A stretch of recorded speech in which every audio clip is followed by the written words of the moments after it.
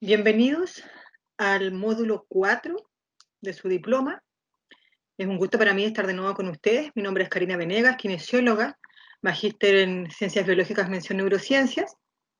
Y la presentación de hoy día para mí es particularmente un agrado compartirla, puesto que es gran parte de ella, lo adquirí ese conocimiento justamente haciendo mi magíster y justamente los autores de grandes investigaciones que se han realizado en nuestro país son parte de mi laboratorio y de las personas con las que pude compartir en ese tiempo. Entonces, es un honor, vuelvo a decir. También espero que para ustedes sea todo esto igualmente enriquecedor. El resultado de aprendizaje esperado para la primera parte de este módulo es que ustedes puedan utilizar herramientas de integración sensorial para el abordaje en personas con TEA. Y para lo mismo, yo les voy a explicar en este momento lo que es la neurobiología de la integración sensorial, para que puedan realmente incorporar este concepto como corresponde, ¿ya? Primero que todo, tenemos que aclarar que la integración sensorial, en realidad, ese término que popularmente se utiliza, es más correctamente referirlo como el procesamiento sensorial, ya que la integración viene siendo la última etapa de este proceso. Y cuando vamos a hablar en extenso de procesamiento sensorial, lo primero que tenemos que tener claro es la diferencia entre dos conceptos fundamentales, que son sensación y percepción. Justamente a la mitad de esos dos conceptos es donde se encuentra lo que es el procesamiento y la integración en sí. La sensación se refiere a la recepción de estímulos mediante nuestros órganos sensoriales. Me refiero a los ojos, los oídos, etc. De esa manera, un estímulo físico que implica cambios en el entorno llega a estimular nuestros sentidos. Luego, después del procesamiento que vamos a ver a continuación, el resultado final es lo que se conoce como percepción, que va a variar según la forma del procesamiento. Con eso ya vamos teniendo una idea de que en realidad todos vamos a sensar parecido, pero no todos vamos a percibir de igual manera, ¿ya? Percibir implica la existencia de una reacción a una estimulación presente. Pero ¿por qué les pongo la foto de la Matrix? No sé si vieron esta película, pero esta película planteaba que en realidad todo lo que nosotros estábamos viviendo estaba siendo recibido a partir de estímulos dados por una máquina y los seres humanos estábamos realmente en una especie de burbuja. La realidad es que no creemos muy probable que estemos en esta burbuja, pero lo que sí quiero rescatar de la película es que todo lo que nosotros o todo lo que nuestro sistema nervioso procesa es lo que finalmente nosotros conocemos como realidad. ¿Ya? Entonces, esta percepción, como les decía, que es la reacción a la estimulación presente, la reacción se puede analizar en planos fisiológicos de conciencia o de conducta. ¿Qué significa eso? Que hay respuestas neuronales asociadas, pero que eso es lo que nosotros vamos a realmente tener como nuestra concepción del mundo. Eso es lo que nos va a dar un cierto sentido de conciencia y es lo que va a determinar finalmente cuáles van a ser las conductas que nosotros vamos a manifestar. Por eso tanto se ve que una persona o nuestros niños pueden reaccionar de maneras muy distintas frente a los mismos estímulos, que para nosotros sería como desproporcionado incluso, pero eso se explica justamente en este procesamiento. Entonces la percepción pasa a ser la representación interna de las sensaciones. Hay que entender que todo esto ha ido modificándose en el tiempo e incluso los conceptos de conciencia se han modificado en el tiempo y si usted quiere tener más antecedentes de eso, puede ver los antecedentes históricos que yo les pongo al final de esta presentación, pero para que ustedes vean en su casa después en calma, porque no los vamos a tocar en esta cápsula directamente. Vamos a pasar ahora a la materia en sí, definiendo lo que es el procesamiento sensorial. ¿Ya? El procesamiento se refiere a la transformación de los estímulos en impulsos eléctricos y químicos para que viajen al sistema nervioso central para darle significación y organización a la información.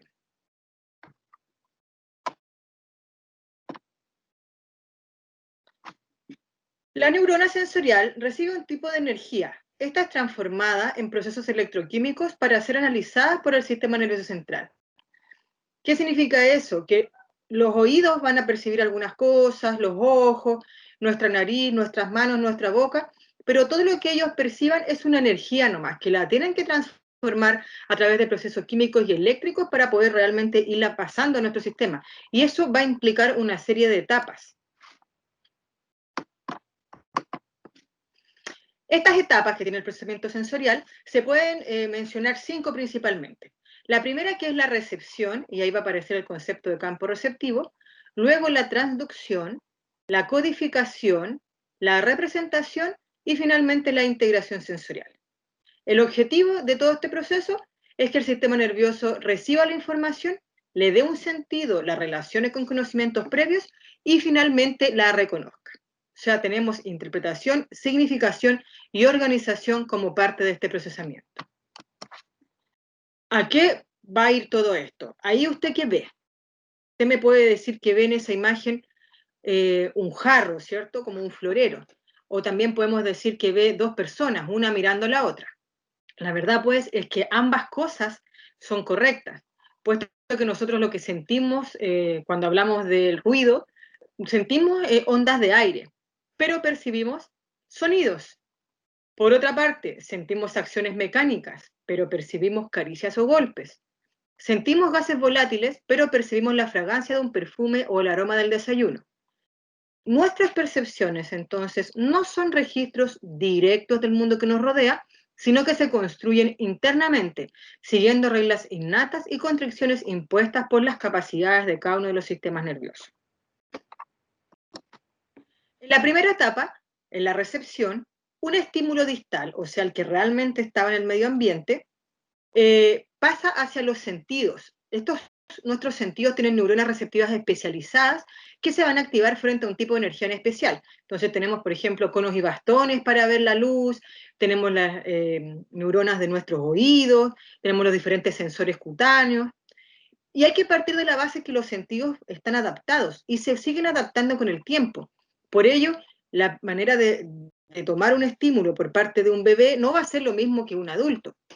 Y esta adaptación también se puede ver de repente en los niños de la misma edad, porque algunos uno puede decir que están más inmaduros que otros, ya sea por las diferentes posibilidades de juego que hayan tenido o por las distintas vivencias que vayan viviendo, valga la redundancia, en el día a día. Entonces este estímulo distal, luego de ser tomado por las neuronas receptivas, pasa a transformarse en un estímulo proximal. Y este estímulo proximal lo que hace es recoger la esencia de la información del estímulo, es decir, sus cualidades. Y luego pasa esta información hacia interneuronas, las que van a recibir a modo de impulso eléctrico y la van a retransmitir al sistema nervioso central. Entonces, acá yo les pongo abajo un ejemplo de lo que sería la vía visual, cómo el ojo derecho y el ojo izquierdo van tomando como distintas partes de un cuadro. Y solamente al juntar la información de ambos ojos tenemos una imagen completa. Si no, podríamos tener una imagen fraccionada, que son los diferentes campos de visión que se ven en el lado derecho de su pantalla. Todo esto está muy desarrollado en el libro Candel, en el capítulo 21 en adelante. El concepto de campo receptivo, entonces, es más específico de la neurona que estamos hablando. Se refiere a aquella zona de la respectiva superficie sensorial que gatilla un cambio en la actividad de la neurona. Si nos vamos a quedar un poco con la vía visual, que es la que está más estudiada, y aquí nos muestran los distintos conos y bastones que están en nuestra retina, ¿ya? Los conos y bastones van a ir percibiendo diferentes cualidades entonces de la información, la van a traspasar a las células ganglionares a modo de interneurona, y ellas van a seguir subiendo esta información vía tálamo hasta la corteza. Entonces, estos colores amarillo y celeste, más las diferentes formas de estas pelotitas, van construyendo una imagen que solamente al llegar a las cortezas de integración justamente multimodal pueden transformarse en lo que aquí se ve como una figura ovalada, ¿ya? Entonces, el campo receptivo, aquella zona, dije, de la respectiva superficie sensorial que gatilla un cambio de una actividad neuronal, posee propiedades, tamaño, orientación, longitud de onda, localización, particulares y específicas para cada neurona. Y cada neurona tiene su propio campo receptivo, su propio camino por donde se va traspasando su información. Entonces, el campo receptivo es la caracterización funcional de una neurona sensorial. Los receptores, quedándonos con la vía visual siempre, de la retina y el tamaño del campo receptivo para cada receptor determinan la resolución de una imagen. Si yo tuviera en un caso 400 receptores disponibles, la imagen se vería como en el cuadrante superior izquierdo, la letra A. Luego, con 3.600 receptores, con 14.400 y hasta con 160.000 receptores, que es como uno realmente ve una imagen nítida. Entonces, si tuviera un problema de mi retina que me hiciera perder receptores, como las neuropatías diabéticas, por ejemplo, podría ir perdiendo la resolución de la imagen y empezar a ver borroso o pixelado, como se ve al principio. Otra etapa que es muy importante es la transducción. Y la transducción se refiere a la conversión de alguna energía en una señal neuronal eléctrica. En la transducción, la información se traspasa, efectivamente se transforma en impulsos electroquímicos y las para transmitir esta información al sistema nervioso. Eso está un poco dicho ya en la explicación anterior. Luego, la codificación se refiere a la conversión de parámetros de energía variada en patrones de actividad eléctrica en las neuronas. Entonces, los colores en realidad que nosotros percibimos son sensaciones de distintas medidas del espectro de luz. Los sonidos, los olores y los sabores también son construcciones mentales, o sea, no existen como tales en nuestro cerebro. Entonces, aquí como que va cobrando sentido lo de la película Matrix que decíamos, ¿cierto? Otro ejemplo para explicar lo que es la codificación. Aquí vamos a ver con el tacto. Diferentes receptores van a ir viendo las diferentes modalidades del tacto, ¿ya? Como los corpúsculos de Meissner, cápsulas de Merkel, etc. También los diferentes receptores se van a encargar de ver la localización, pero ahí va a ser según el campo receptivo que tenga cada neurona. Y también la intensidad y la duración, que la intensidad se va a referir a si un impulso se siente más fuerte o más débil, y la duración, cuánto tiempo se mantiene en el tiempo. Y toda la combinación de esa información nos va a ir dando lugar a diferentes percepciones. Entonces, los sistemas sensoriales en realidad van a codificar 4 atributos elementales de los estímulos: modalidad, localización, intensidad, duración, que se manifiestan en forma de sensación. Y estos 4 atributos han sido representados en el dibujo que les mostramos recién, de la modalidad somatosensorial del tacto. Está también sacado del Candel, donde lo pueden ver más en detalle. Nuevamente, hablando de la codificación, tener claro que solo si existe un organismo capaz de procesar la información del exterior, esta tendrá sentido. Por ejemplo, para el sistema visual que hemos hablado mucho, la modalidad es la visión, la energía del estímulo es la luz, y la clase de receptor son los fotorreceptores, específicamente conos y bastones. Si nos vamos a otro, como el vestibular, tenemos que poder sensar el equilibrio, su energía de estímulo es la fuerza de gravedad, que lo hace a través de mecanorreceptores ubicados en las células ciliadas, ¿ya? Específicamente en el laberinto vestibular, a nivel de nuestro oído medio. Pero también, por ejemplo, si yo quiero ver mi posición en el espacio, existen otros mecanorreceptores también que van a actuar, que son los receptores musculares y articulares, que me van a indicar desplazamiento, dando lugar a lo que es la propiocepción. Entonces, ahí yo voy viendo mi construcción de cómo estoy parada en un determinado lugar o sentada en este momento, a través de información de diferentes sistemas sensoriales, ¿ya? Luego, la representación se refiere a la relación topológica entre la superficie sensorial y la corteza cerebral. La mejor manera de explicar la representación es a través de lo que conocemos como el homúnculo sensitivo, justamente. Este humanoide que se ve como tan desproporcionado, en realidad es como nuestro cerebro va transmitiendo la información de las diferentes partes de nuestro cuerpo. Porque nuestras manos, nuestra boca, son las partes del cuerpo que más riqueza de receptores tienen, y por ende la que más representación, valga la redundancia, tienen en nuestro sistema, en nuestras cortezas sensitivas. Y ahí llegamos finalmente a la etapa 5, que es la integración sensorial, donde la comunicación entre cortezas para generar una respuesta coherente. Esto es la definición de integración sensorial. Entonces, hasta aquí hemos hablado de que las sensaciones son las mismas. Así como en la imagen que está en la pantalla, usted está viendo, estamos todos viendo lo mismo, pero cómo lo percibimos es lo que cambia, ¿ya? Veo una lola. Lo primero que veía yo era una lola mirando de perfil, digamos, hacia su costado izquierdo, pero también usted puede decirme, no, yo no veo una Lola, yo veo una mujer adulta mayor que lo que está haciendo es mirar de costado, ¿ya? Entonces, ambas imágenes son correctas y probablemente algunas personas no van a alcanzar a ver las dos imágenes a la primera pasada, pero usted puede repasar esta cápsula otras veces hasta que las logre diferenciar. Existen diferentes teorías también para entender por qué nosotros vemos diferentes cosas. Y ahí quiero comentar un documento muy importante que está mencionado también en el paper que ustedes van a leer, que es de Dr. Maldonado, que fue mi director de tesis, y su documento se llama What We See is How We Are, que dicho en español significa que lo que nosotros vemos es como nosotros somos, ¿ya? O sea, di diferentes tipos de personalidades, dicho de una manera simple, van a procesar la información de manera muy diferente y por ende pueden ver cosas diferentes también. Vamos a ver entonces ahora las teorías que explican un poco por qué ocurre esto. La primera teoría que vamos a hablar es la de convergencia jerárquica.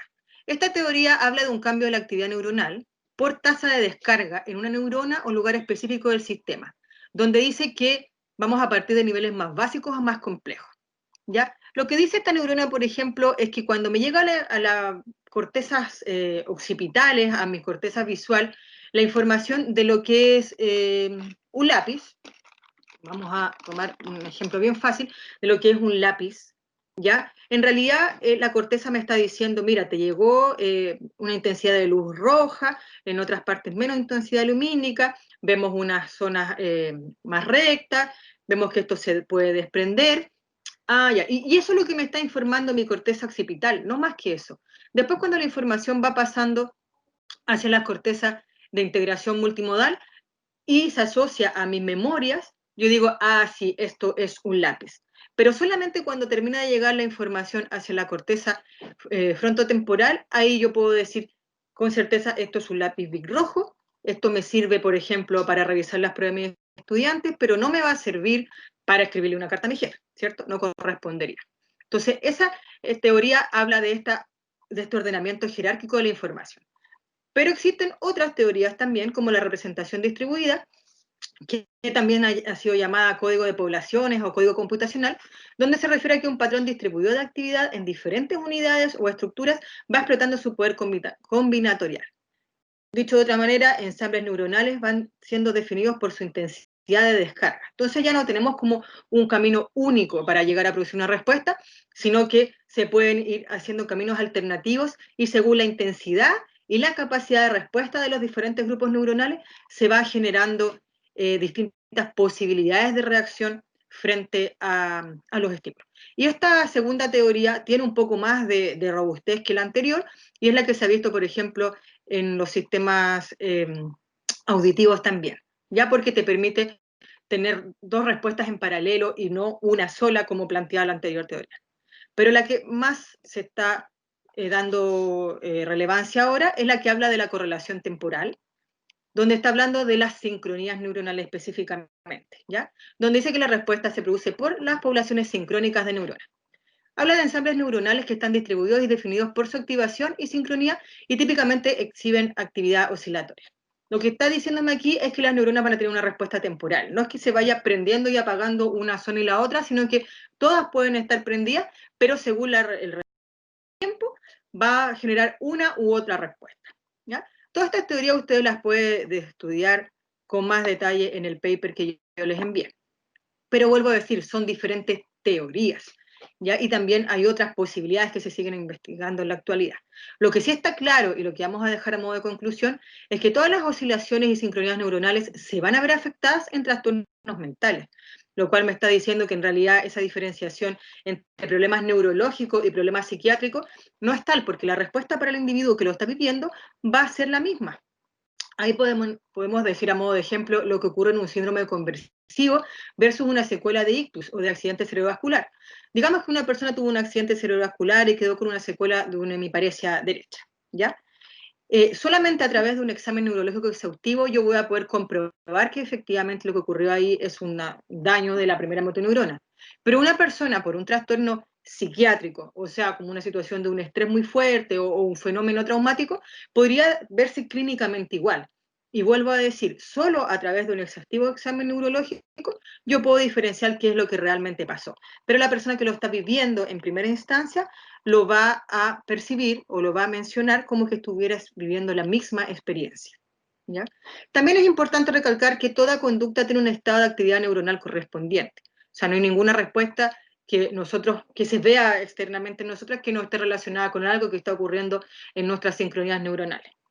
Entonces, el que un niño de repente grite desproporcionadamente, según nosotros, frente a un ruido, no significa que él esté inventando, sino que significa que sus neuronas están dándole la información como que el sonido escuchado hubiera sido demasiado fuerte y por eso se asusta y por eso se irrita. Luego, los cambios de actividad neuronal del cerebro dependen del entorno físico, así también como de la dinámica interna de estados cerebrales.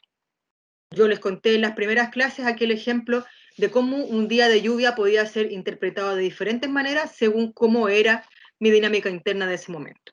Lo cual va de la mano con el paper que les mencionaba hace un ratito, que es que what we see o what we feel is how we are. Todo va a depender de nuestros estados previos. A modo de conclusión, les quiero mostrar esta imagen donde estamos tomando elementos visuales. Ya les conté el ejemplo del lápiz Bic. Acá nuestras cortezas visuales nos está diciendo los diferentes atributos que podría tener un determinado elemento. Color, movimiento, ya la profundidad, supongamos que voy conduciendo, veo profundidad, veo el movimiento de otros vehículos, de otras personas, veo diferentes formas, diferentes colores también. Pero toda esta información que va sensando o que va recibiendo nuestras cortezas occipitales de manera bastante más burda, solo pasa a tener sentido cuando pasa por nuestra corteza temporal inferior y se asocia también a todo lo que es nuestro sistema límbico para darle un sentido en cuanto a nuestros recuerdos y en cuanto a nuestra emocionalidad. Y nosotros planificamos la conducta, planificamos la respuesta que vamos a dar a esos distintos estímulos una vez que ellos ya llegan a las cortezas prefrontales. Este esquema que simplifica el cómo funciona la vida visual es una simplificación, ya lo dije, pero así se vería en realidad la comunicación de las diferentes partes de nuestro sistema visual. Espero que con todo esto quede bastante claro entonces que las pataletas o las reacciones exageradas que puedan vivir nuestros usuarios con TEA no son invenciones, no son algo que ellos estén imaginando, nada, sino que realmente son respuestas a su manera distinta de procesar la información y tenemos que tener esta claridad neurobiológica vista en cada una de nuestras intervenciones, en cómo las planifiquemos y cómo las llevemos a cabo, y también en el respeto que tengamos por nuestros propios estados mentales. Dejo entonces al final la linkografía y bibliografía a base de este mismo módulo, así como la que se utilizó en esta presentación, junto con el documento que se les envió para complementar, que es Comprendiendo el Código Neuronal, un análisis de 4 perspectivas, que es un documento de nuestro país. ¿Ya? Muchas gracias, ha sido un gusto nuevamente compartir esta presentación con ustedes y nos vemos para todas las preguntas en la clase sincrónica.